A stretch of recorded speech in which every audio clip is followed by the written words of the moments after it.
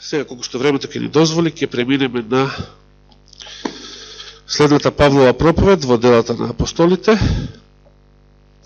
Завршивме со проповедта од 20 глава, преминуваме на 22 глава. Ќе отвориме во дела 22 глава.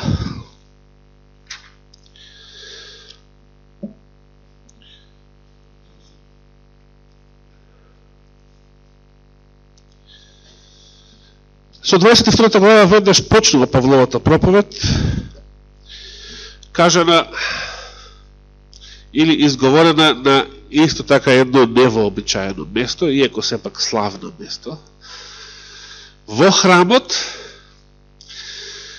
но на скалилата од храмот, не за време на некоја богослужение,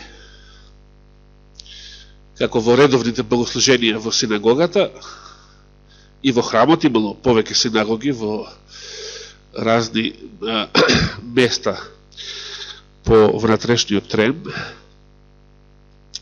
но ова не беше богослужение, ова беше една ситуација во која што Павле прво беше уапсен,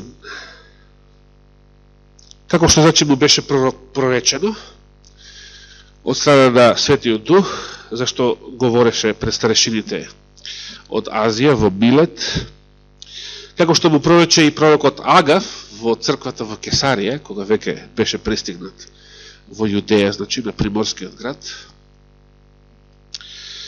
дека во Ерусалим го чекаат што? Го чекаат окови, го чекаат прогонство, го чекаат неволи. Не го чека во Ерусалим добар прием и добар провод. Не го чека таму. Такво нешто. И покрај сите тие предупредувања што ги добива, дека во Ерусалим те чекаат окови, пранги, синџири, сепак апостол Павле сака да се искачи во Ерусалим. Рековме, зошто го сакал тоа? Што го водело?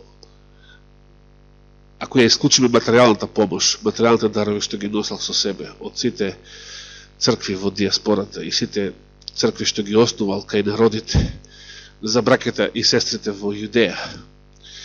Ако ја исклучиме материјалната помош што ја носел, што друго го водело како причина да отиде, да сака да се врати во Ерусалим по секоја цена? И покрај сите предупредувања дека таму го чекаат неубави работи. Неубави затоа што евреите се терсен луѓе.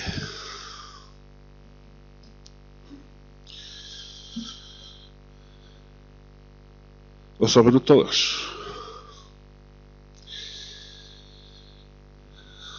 Тоа што апостол Павле го влечело кон Ерусалим беше неговата голема љубов токму кон тој народ, кон својот народ.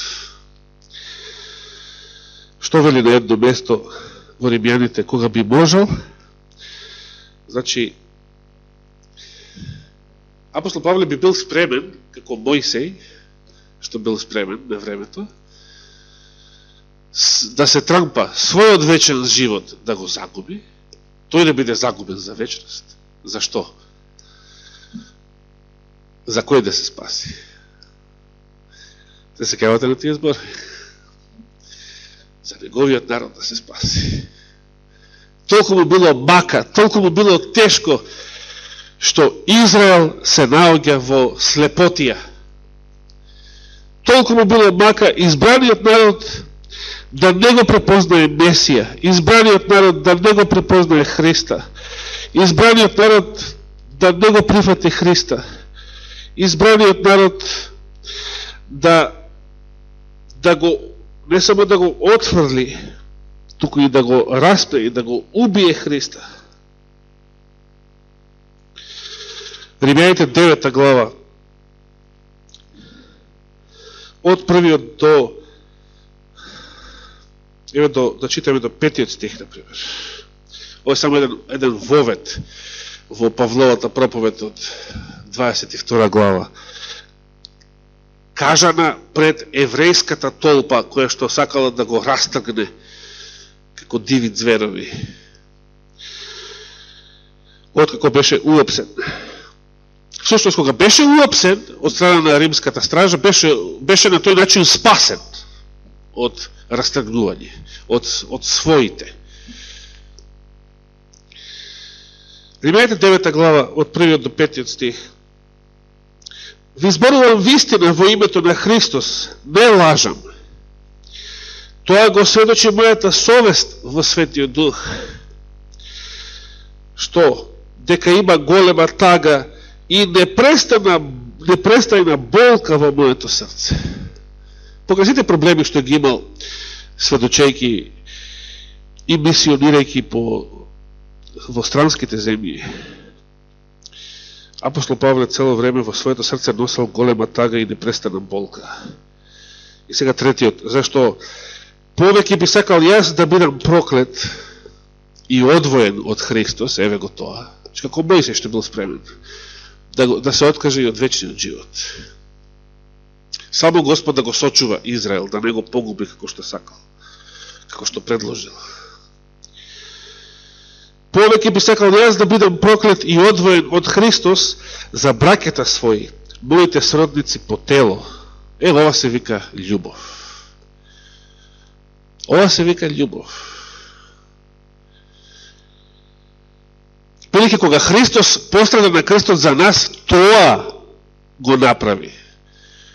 Христос ја вкуси за нас вечната смрт, стана проклет во Божји очи, во очите на таткото, во очите на законот. И како што сведочи Елен Вајд, толку беше тешка агонијата, тежината на гревот, што чувствуваше дека никогаш повеќе нема да го види Отецот. Значи, иако Христос знал дека ќе воскресне и самиот го најавувал тоа, но тогаш кога страдал, кога висел на крстот, толку била, значи, тешка, толку била таа агонијата на гревот, на проклетството, толку била силна, што Елена Вајд вели во Копршот на вековите дека чувствувал дека никогаш повеќе, дека за секогаш ќе биде одвоен од Отецот, дека навистина ќе умре со вечна смрт. Тој навистина умрел со вечна смрт. Само затоа што е Божји син и со својата божествена сила станал од гробот на заповед на Отецот. Но навистина ја испил таа чаша, тоа проклетство. За фактот што е Божји син, што има Божја природа и што можел да стане, значи, да воскресне, тоа што не го може никој друг, никој создадено суштество само по себе, тоа некако ни пречи или некако ни ја слабее во нашата свест помислата дека или с вистината дека Христос ја вкусил вечната смрт. За нас тоа не изгледа така, затоа што Христос воскреснал. И требало да воскресне. Спасението ќе беше напразно, немаше да постои ако не воскреснеше. Но вечната смрт не треба да ја сватиме само како време траење. Бидејќи впрочем за мртвиот не е битно колку време поминува. Туку самото проклетство, самата тежина на проклетството, самата душевна агонија низ која што Христос поминал. Уште додека дишал, не, че во самата смрт нема проклетство. Што велеше татко ми на времето, Бог да го прости, на времето татко ми вака знаеше да каже: јас кога ќе умрам, јас нема да се срамам ако немате пари да ме закупате. Со други збори сега ще да каже: не ми ја јадете за штедата. Имајте обзир кога ще да бидеќи ја кога ќе умрам, ја мртвиот нема се срами. Сега бе тоа кажуваше дека повеќе како шега, меѓутоа тоа е вистина. Тоа е вистина. Значи не е страшното не е кога ќе умреш. Страшното е како си живеел. Дали умиреш со проклетство на душата, со грев, во бунт против Бога и неговиот закон, или умираш во мир, во сладок мир, со голема надеж и очекување на утрото кое што веднаш ќе дојде после смрт. Бидејќи за мртвиот не вреди, не постои време. Не е битно дали си мртв 2 години или 5000 години. За мртвиот не постои факторот време. За верниот, веднаш после смртта и веднаш следниот момент е Христовото лице, воскресението. Колко е тоа прекрасно. Не е битно колко си бил мртов.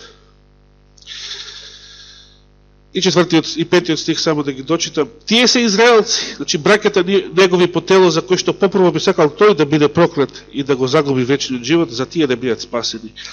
Тие се израелци, ним им припаѓа посинувањето и славата и заветите, ним им беше даден законот и богослужението и ветувањата, се ги набројува сите предности што Израел ги имал. Нивни се и татковците, од кои потекнува и Христос, кој е Бог над сите, благословен до века. Амин. Еден од стиховите кои што многу им пречај на Јеховините сведоци, овој 5 стих. Исус Христос потекнува од нив, кој што е Бог на сите, благословен до века. Амин. И таа љубов, значи, кон својот народ, го носи апостол Павле во Јерусалим, иако Господ го назначува да биде апостол на незнабожците, че да се спасуваат македонците, ахајците, галатјаните, кападокијците, римјаните и така натаму. Сепак него напушта, никогаш не го напушта љубовта кон својот народ.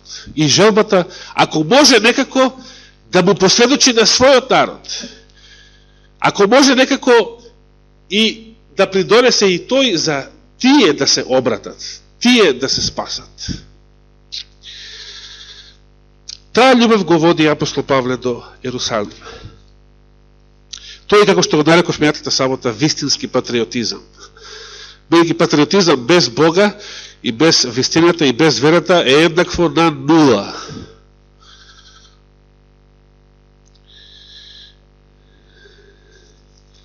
И апостол Павле бива улапсен во Јерусалим, на вистина.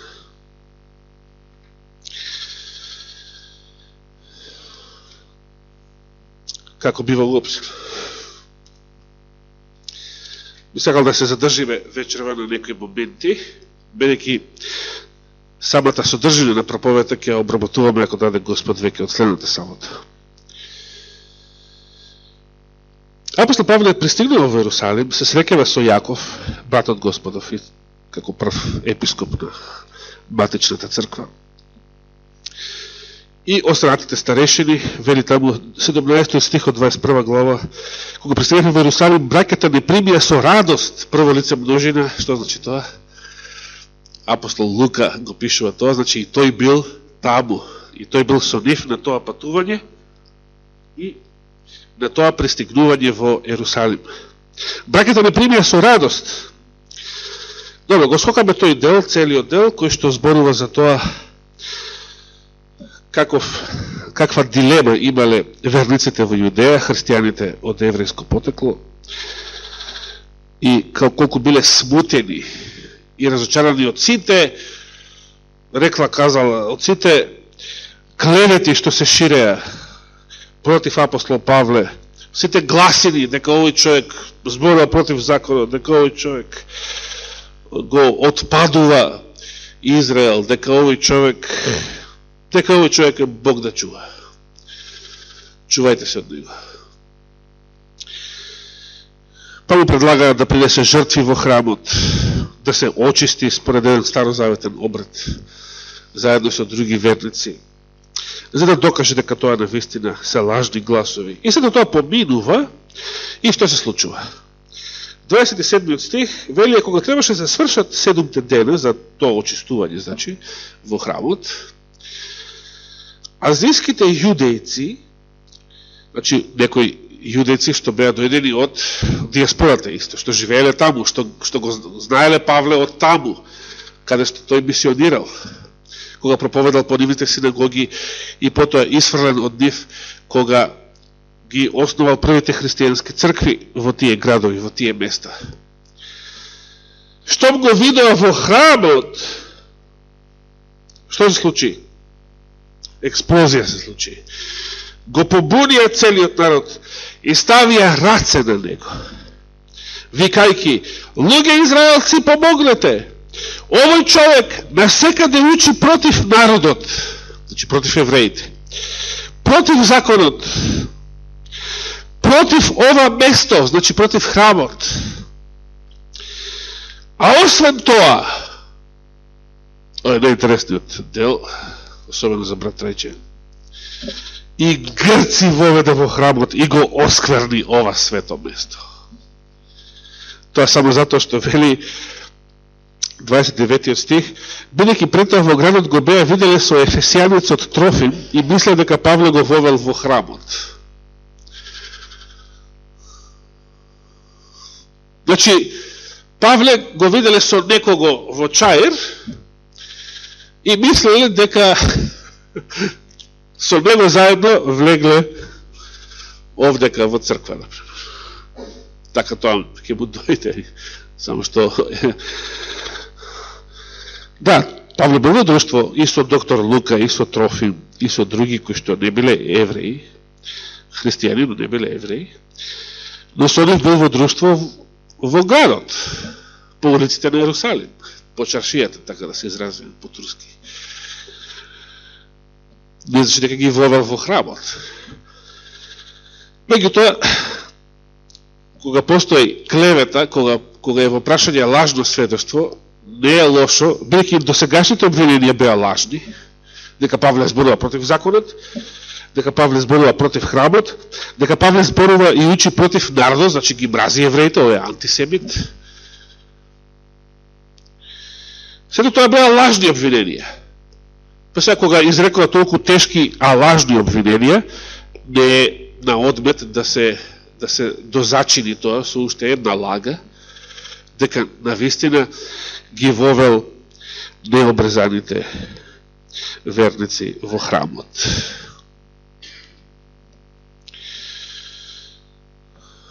Целиот град се раздвижи и народот се насобра, вели 30 стих. Целиот град се раздвижи, мисли како ова изгледа. Целиот Јерусалим слушнал од една уста на друга дека апостол Павле дошол во Јерусалим. И кога го фатија Павле, го извлекоа надвор од храмот. И веднаш вратата беше затворена. И кога сакаа да го убијат, значи веднаш линч на лице место, пристигна вест до заповедникот на четата, значи до римскиот капетан, дека цел Јерусалим се побунил. А тој веднаш зеде војници и офицери и се спушти кон нив. Тие, кога го видоа заповедникот и војниците, престанаа да го тепаат Павле. Тогаш заповедникот се приближи, го фати, Павле се мисли, и заповеда да го врзат со двојни ланци, вели овој превод. Двојни вери, македонскиот збор е верига, точно. Не е ниту ланец, ниту турскиот синџир. Македонскиот збор е верига.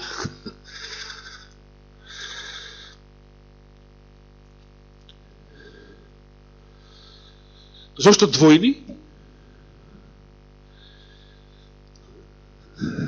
Дали за секој случај? Неки видите, овој римски заповедник имал една заблуда, имал погрешно мислење за тоа кој е овој што заповедал да биде фатен и окован. Ке видиме подоцна. Мислел дека апостол Павле некој опасен криминалец за кој што бил разбрал од порано. Мислел дека е тој, значи погрешка го побркал со некој друг погрешка и мислејќи дека е тој, затоа така заповедал. Па го прашува сега народот, кој е тој и што направил? Од народот едни викаа едно, други друго. ви демократија и парламент. А тој, не можејќи да ја дознае вистината поради силната врева, заповеда да го одведат во тврдината. А кога стигнаа до скалите, војниците требаше да го носат поради насилието од народот. Значи, римските војници, оние што го уапсиле, биле всушност заштитници на апостол Павле. Самото апсење било спасување на Павле од бесот на евреите. Бидејќи многу народ ги следеше, вели 36 стих, и викаше, погуби го, значи, смрт, смрт, смрт. Навивање за смрт. Кога сакаа да го воведат во тврдината, Павле му рече на заповедникот: можам ли да кажам нешто? Што е сега ова?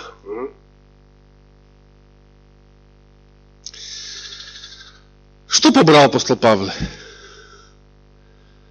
Значи сега, замислите вака, стражата, заповедникот и римските војници всушност го спасиле Павле да не биде линчуван на лице место од страна на еврејската толпа.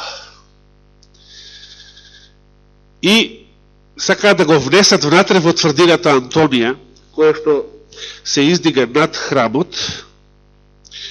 Се разбира, денес не постои ниту храмот, ниту таа тврдина. Но малку тоа да ви го предочам, да ви го опишам. Ако сте виделе макета на како изгледа Ерусалим во Христово време, ќе видите дека на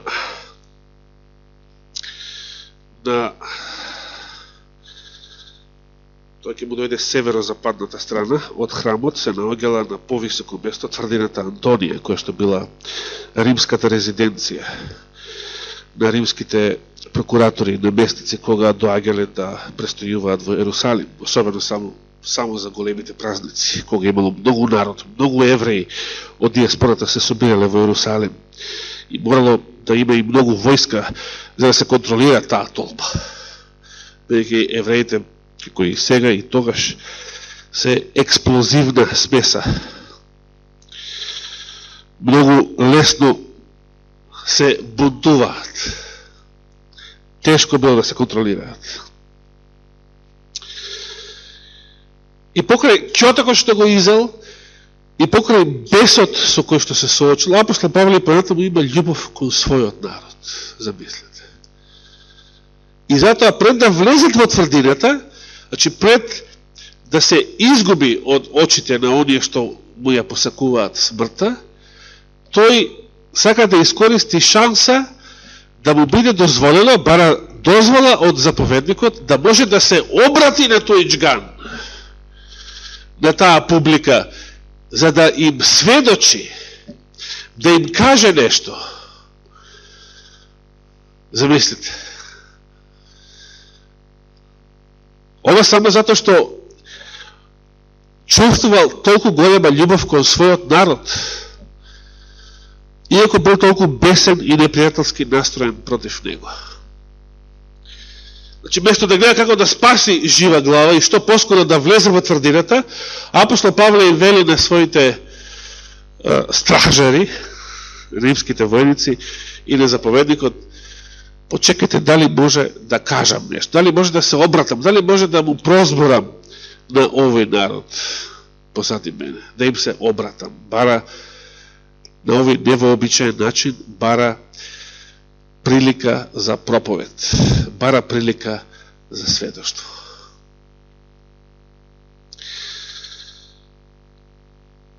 Интересно,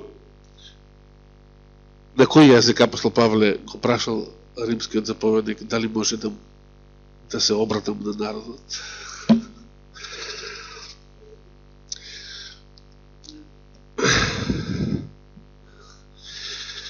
Точно е, бидејќи македонскиот диалект беше општиот диалект. И сега, а тој рече, сега го прашува него, може да му се обратам на народот? И овој целиот зачуден, римскиот капитан, се врти кон Павле: знаеш грчки. Зошто се зачудил толку капитанот? Затоа што имал погрешно мислење. Он си имал погрешна предпоставка за тоа кој е Павле. И што мислел за Павла? Кој е тој? Која била заблудата на римскиот капетан? Нели си ти оној египтјанин, вели? Сега, од овде може да заклучите каква боја на кожа имал апостол Павле и како изгледале евреите, изворните семитски евреи опред 2000 години. Црни, ако посетите и ден денес еврејската синагога во Солун, ќе мисли дека се наоѓате во шутка. Дали си ти оној египтјанин кој пред неколку дни крена бунт и одведе во пустина 4000 мажи разбойници? Еве што мислел дека Павле е тој. Се разбира, немаше да мисли дека Павле е тој, ако Павле изгледаше како било кој од нас тука денес. Еден белец, па нека биде и од медитеранска раса, како брат Борче, например. Што би рекол Милош Богданович, источен медитеранец, староседелец на Балканот. Но не. Павле одговори, јас сум јудеец од Тарс, граѓанин на тој мощен познат град. Те молам, дозволи да му проговорам на народот. 40 стих од 21 глава вели, а кога заповедникот го допушти тоа, Павле застана на стапалата, му мавна со рака на народот и откако настана длабока тишина, почна да зборува на еврејски и сега почнува да му се обраќа на народот, поточно на арамејски, и ова еврејски не е точно, затоа што евреите во тоа време го зборувале арамејскиот јазик или древно-сирискиот јазик, и денешното еврејско писмо е всушност, квадратното писмо е сириско писмо. Она старо еврејско писмо на кое што пишувал еврејскиот народ од Мојсеј до Исаија и Јеремија, тоа било друго писмо и нивниот јазик бил друг јазик, иако сроден, за разлика од арамејскиот. И сега римјанинов не го знае нито арамејскиот јазик, на кој што Павле им се обраќа на своите сонародници,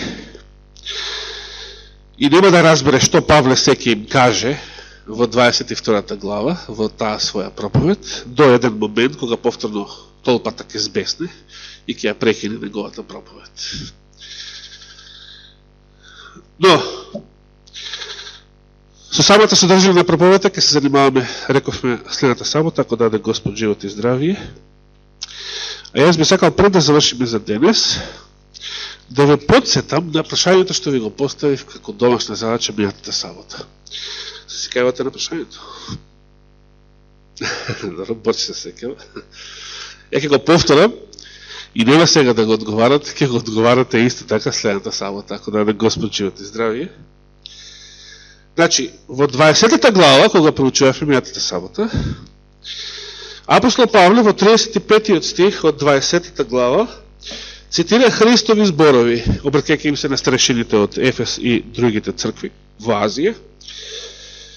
Со се ви покажав дека треба да се трудите и да им помагате на немокните, а исто така и да ги помните зборовите на Господ Исус, зашто тој сам рече, еве и Христовите зборови што ги цитира, поблажено е да се дава, отколку да се прими. Прашањето беше, каде во Евангелијата Христос ги кажал овие зборови?